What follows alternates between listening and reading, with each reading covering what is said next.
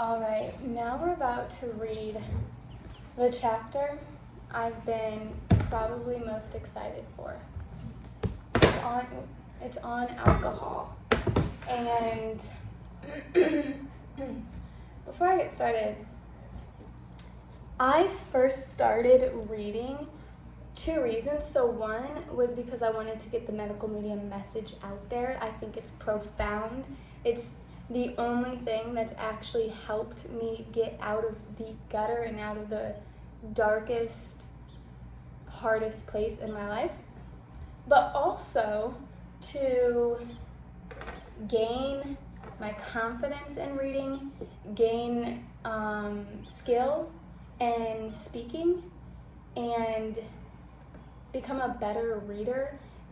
As you may remember, if you watched the very first video of me reading Brain Saver by Medical Medium, I've struggled with stuttering and just not feeling confident in how to pronounce words. And just the other day, my wife was struggling to pronounce a word and I was able to help her. It was the first time ever that's ever happened in our 5.5 something relationship. That's big, and absolutely I dedicate it to reading this book. So yeah, we are on alcohol. Well, I'm not on alcohol, but the chapter's on alcohol, and I have my precious, lovely celery juice.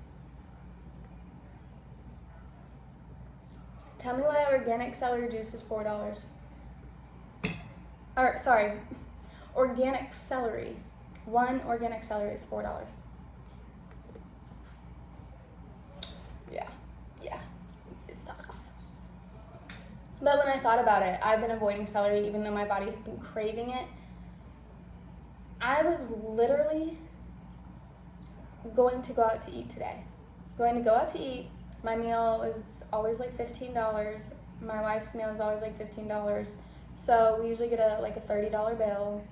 Then with tax, it's $35, and then with tip, you know what I mean? So it's $40, $50 for a meal.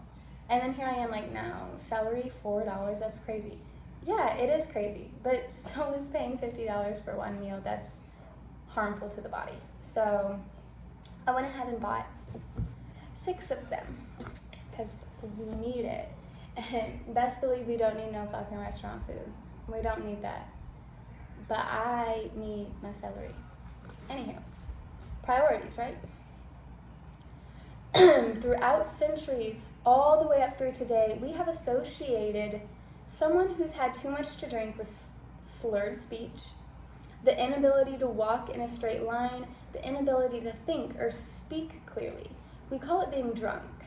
If it becomes more severe than that person is vomiting or incapacitated, we may call it alcohol poisoning. Do we really know what happens when our bloodstream is saturated with a high volume of alcohol? We don't, and we never did. We assumed because medical research and science assume the more alcohol in the bloodstream leads directly to these actions and symptoms, that alcohol itself affects the brain to cause these experiences. Here's the truth. No one knows exactly what happens inside the brain with alcohol. Intoxication is not fully understood. It's only one aspect of what happens to the brain when someone drinks. Alcohol effects starts out with what is called getting a little tipsy. Some say alcohol helps them loosen up and speak their mind. Some say a couple of beers helps them relax. Some say wine helps numb them out. Yet how does alcohol seem to loosen them up, relax them, or numb them out? Well, let's find out.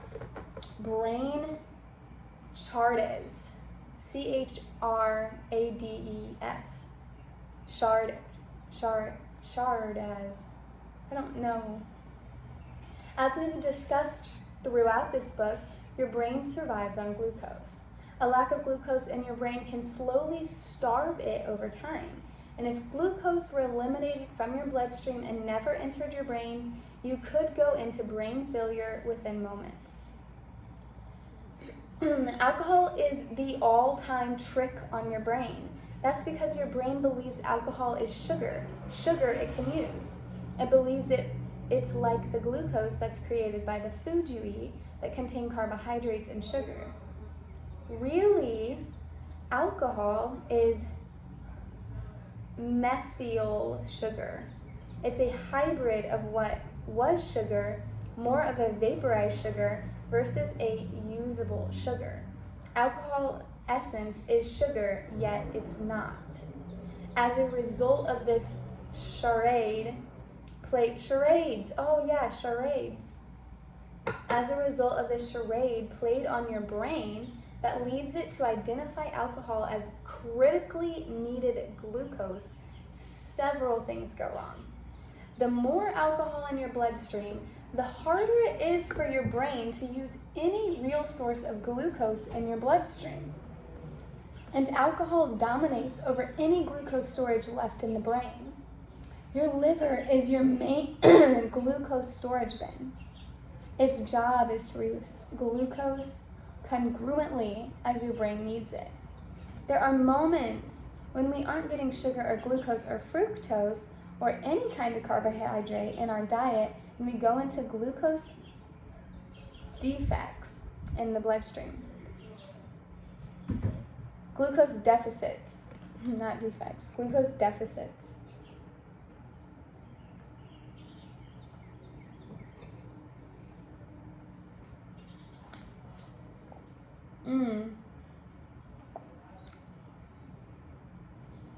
Your liver's job in that case is to release glucose so your brain doesn't completely starve. This includes circumstances where you aren't eating for a long period of time. Remember, without glucose, your brain can't survive. The liver fulfilling this role is why someone can do a water fast and their brain can survive the experience, because the liver is releasing ample glucose for the brain. Glycogen reserves in the brain and glucose reserves in the liver determine how long someone can withstand a water fast.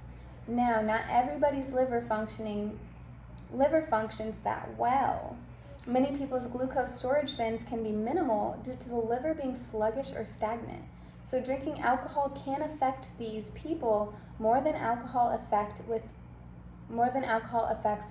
people with strong livers.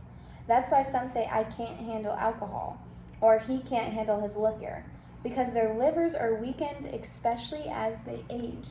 I could never handle liquor, alcohol, never.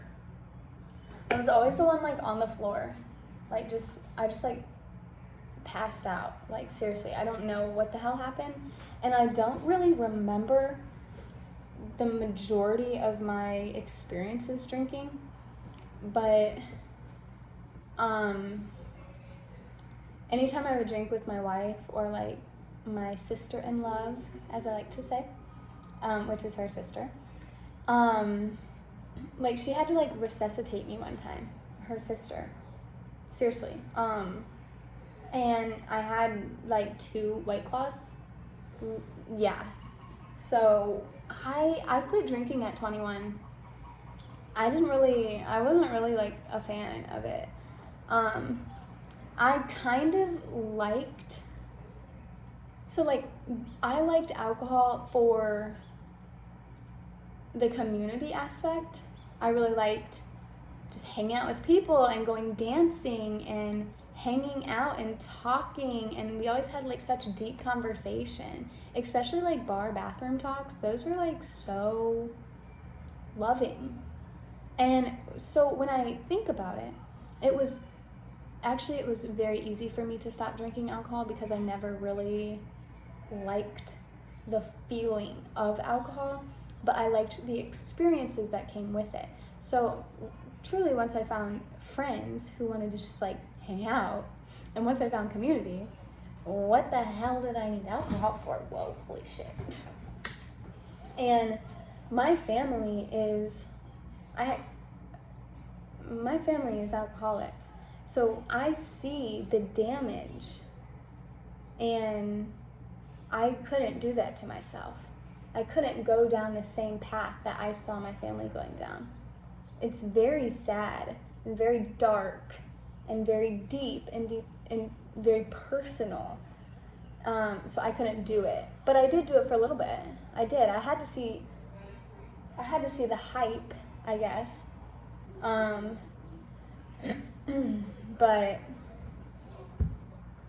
But yeah, it wasn't for me.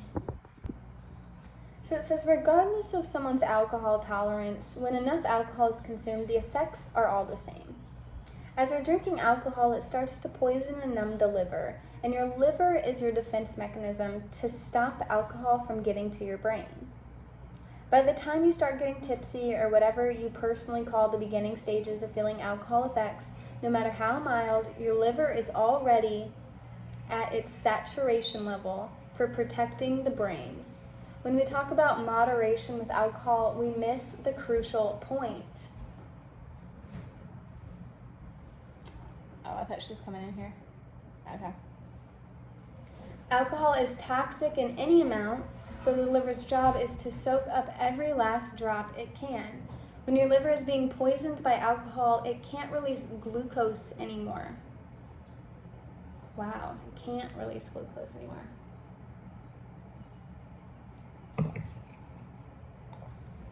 Even if someone has a large storage bin of glucose, eventually the liver becomes paralyzed by the alcohol in this vitally important function, because the liver's job of releasing glucose is halted. Its job instead becomes soaking up alcohol. At the same time, alcohol pushes aside any glucose that is in the bloodstream. So alcohol becomes the brain's number one choice for fuel, because alcohol seems like glucose, even though in the end it isn't. Alcohol is a byproduct of glucose. I didn't know that.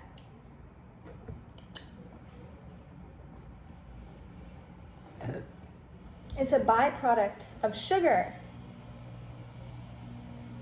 It's a ghost of what sugar was.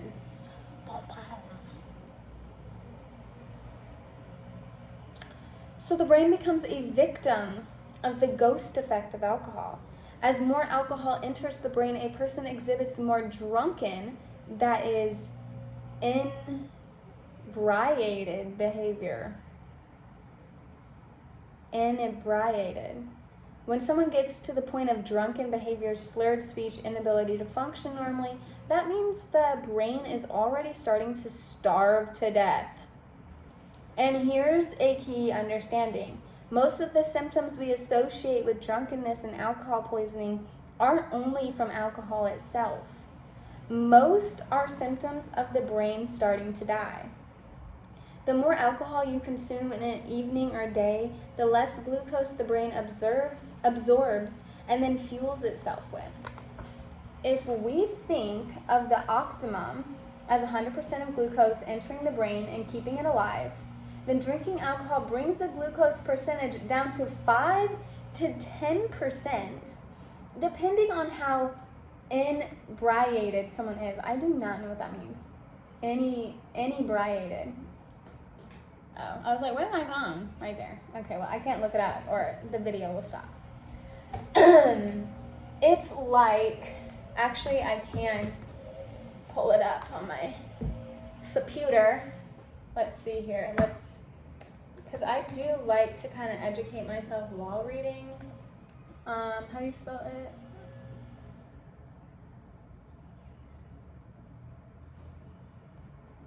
I-N. Inebriated. Oh, inebriated is how you pronounce it. Inebriated. Inebriated. Drunk. It just means drunk or intoxicated. I never heard of that one. Inebriated. Okay. I'm over here. Inebriated. Inebriated. Okay. It's like taking a fish out of water, watching it gasp on the beach as it takes in oxygen instead of water, then putting it back into the water to receive it, and then taking it back out and repeating. The fish will stay alive, although it pays the price for being thrust into survival mode. This is what happens when someone drinks alcohol regularly. Just enough glucose is getting to the brain to keep the person alive, yet it's so little that the person loses the ability to function. You become a walking, talking example of a dying brain. Alcohol dominates over glucose, getting to the brain because not only is the liver intoxicated and paralyzed, it cannot release enough glucose to get to the brain. But the brain chooses alcohol over glucose. This is not because the brain needs alcohol or because alcohol is good for the brain. Again, it's because the brain is being tricked into thinking that alcohol is the most accessible, viable form of glucose.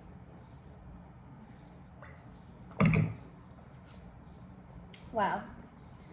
I gotta underline that you become a walking, talking example of a dying brain. That is perfectly said. And I see it so clearly now that I don't drink. And now that I'm learning the effects of alcohol. Yeah. What did I even do? Why did I sound like this? Oh, it's the celery. Okay, the intoxication element. The effect of alcohol on the brain isn't solely from this trick sugar effect, where the brain becomes starved of valuable glucose. Alcohol is indeed a poison, and a poison it does have, and as a poison, it does have an effect that can be intoxicating and debilitating. Yet, the slurred speech when someone is on their third drink is because the brain is starting to starve from glucose and therefore losing the ability to function. When inebriation, is that how you say it again? Inebriate, yeah, inebriate. When inebriation becomes extreme and drastic and someone drinks so much that they collapse, conk out, and fall asleep, that drunken sleep is the game of Russian roulette. Because if the brain doesn't get any glucose at all due to the intensity of intoxication, the brain can actually starve and that person can die in their sleep. Or due to alcohol poisoning, one aspect of inebriation that's not about lack of glucose, they may need to vomit. And the brain is dying from a lack of glucose. The nerves are not functioning optimally. The vagus nerves can become paralyzed as the brain is losing deeper glucose reserves, meaning that as someone is vomiting in their sleep, it's easier to choke and die. Eating enough glucose-rich foods and keeping your fats low is important before a drinking night so you have ample storage bins of glucose freshly available.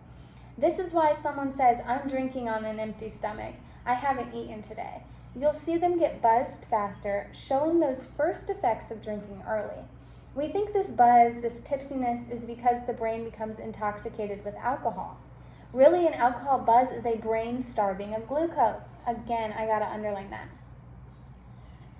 Really, an alcohol buzz is a brain starving of glucose. The liver is starting to mop up the alcohol, so it's not releasing glucose anymore. And because someone didn't eat, they also don't have freshly available glucose in the bloodstream. For someone who did eat that day, it takes longer for the alcohol to affect them as they start drinking because they at least have the fresh glucose for their brain.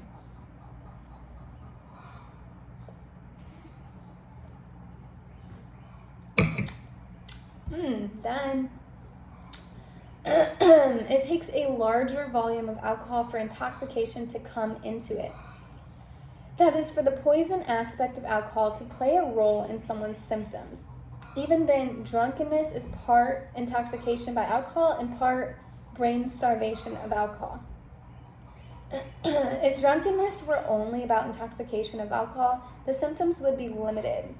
Someone would be nauseous, vomiting, feel sick in the head, feel dizzy, yet while greatly sick, they would still be coherent. It's the starvation of the brain happening at the same time that leads to the loss of motor skill function, slurred speech, and other difficulties speaking, not understanding what someone is saying, and at the same time saying things you don't know you're saying. As the brain is getting very little glucose on the edge of staying alive, certain parts of the brain start to shut down. Misguided hangover cures. A hangover, like drunkenness itself, is part from starvation of glucose, part from intoxication of alcohol. The worst approach for recovery is to drink again the next day. Even though that's the advice given to many people who drink, it's the worst option. It doesn't work, it doesn't shake a hangover, because once again, you're starving the brain of glucose. The reason people tend to gorge on food the day after drinking is because their brain is asking for glucose. Depending on how much alcohol someone consumed, the brain narrowly missed starving to death from lack of glucose. So now the organ sends messaging throughout the body that it needs large amounts of glucose desperately and immediately. At the same time, someone could be nauseous from the alcohol, feeling sick to the stomach, and like they can't really hold down food yet. That queasy part of the hangover is from the toxic nature of alcohol. Many people don't drink to the point of nausea and vomiting. They're still looking to scarf down food to sober up. The same night they drank, they're looking for a dinner or drive-through at 2 or 5 o'clock in the morning, ordering a whole stack of pancakes with maple syrup, toast, eggs, bacon, waffles, hash browns, burgers, fries, tacos, or burritos. Or they're turning to ample food the next day. The common phrase is sopping up the alcohol. It even happens when someone is actively drinking out at a party or a bar when a companion says, "You've got to eat something to sop up that alcohol."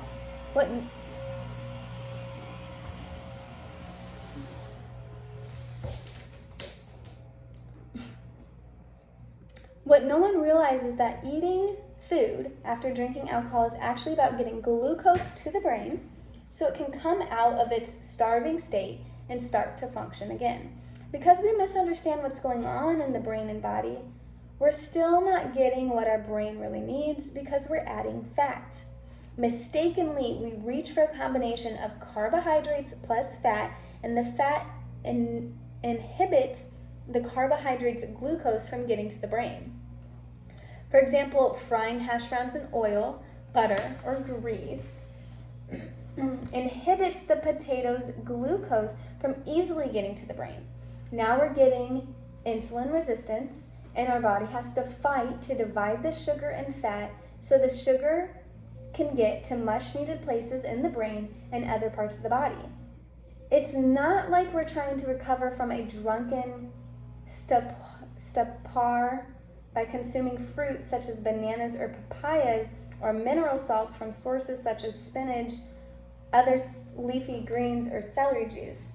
Instead, we go for a plate of eggs, which is fat, or we go for toast with avocado or oatmeal with nut butter, and avocado and nut butter and both fats getting in the way of glucose from the carbohydrates of the toast or oatmeal. Across the board, pizza, again, sugar plus fat, is often the most popular go-to after a night or even day of drinking. Y'all know I've talked about this a lot, this fat-sugar combo. Take the fat out the diet, even if it's just in the morning. Now I'm hot as frick in here, so hot. Is there a fan? Oh, there is a fan. I've never actually turned it on. Let's see. Hopefully it's not like super dusty, because there's no way I can reach up there. Oh, it works. Because I closed the door, or I closed the window, obviously, because it was like, there's always someone doing something out there, like, and then the yard don't even look really even presentable. I don't even know what they're doing out there. Anyway, we're almost finished with this. No, like, I'm so hot. Okay. Mind y'all, it's summer. It is summer up in here. And we have yet to turn on the AC. I pay the AC bill, so I ain't turning that shit on. Adrenaline surge of survival. Why is starving the brain of glucose addictive? That is, why is alcohol addictive? because there's an unexpected adrenaline high that comes with the brain losing its fuel source to stay alive. The more alcohol that gets to a brain, in turn starving the brain of glucose, the more adrenaline or epinephrine is released. This adrenaline can affect each person differently. It can determine if someone is going to be an angry drunk or if someone is going to be sitting down on the ground crying or outright bawling when they're drunk. When we say alcohol is talking for someone, what we're really witnessing is adrenaline being used by a brain starving to death. Anytime we're in danger on any level, our adrenals send out an adrenaline blend in hopes of changing the chemistry of our bloodstream to help in any way possible. Adrenaline becomes a backup fuel when the brain has no fuel. And remember, adrenaline in itself is an addiction. The more inebriated we get and the more our brain starves of fuel, the more adrenaline is released. This adrenaline surge often affects people based on what experiences they've had in their life. We each feel different emotions when adrenaline is released. Life experiences and wounds tend to peak their heads up when someone drinks. That's one reason why each person has a different emotional experience when they drink. Some people call alcohol relaxing. Some say it gives them a migraine. Some say it makes them sad and depressed. Some say it makes them happy. Some say it gives them strength, energy, and courage. It's all about how someone's reacting to the adrenaline surge. Some people get pumped up when they start to drink, excited, screaming, yelling with their first round of beers, whether cheering at a sports event or simply celebrating that happy hour moment. They call it happy hour for a reason. The sensation that occurs when you're knocking back the first drink is the adrenaline surge of survival in the face of brain starvation. If we understood this, what we'd be shouting instead of cheers is, my brain is about to start starving to death. My adrenaline glands are going to release a tremendous amount of epinephrine to keep my brain alive. At the same time, I'm going to feel the brain effects of intoxication from alcohol's poisoning. All in one, it's going to give me a great night, except it wouldn't feel like such a great night after all. All right, that ends it. Now, this is the ending quote. The emotional centers of our brain can only be pushed so far. When you're sick or suffering enough, physically, mentally, or emotionally, a survival mechanism kicks in. A survival mechanism in your brain's emotional centers that has been inside us since the beginning of time. This enough is enough strength is inside everyone. It's the moment when you put your foot down. It's the moment when you truly find yourself, when you're working with and aligned with your body. When that time comes, that's when you're reborn. It's the rebirth of finally moving out of mental and emotional pain, moving out of that in-between and turning your life around. Anthony Williams, medical medium.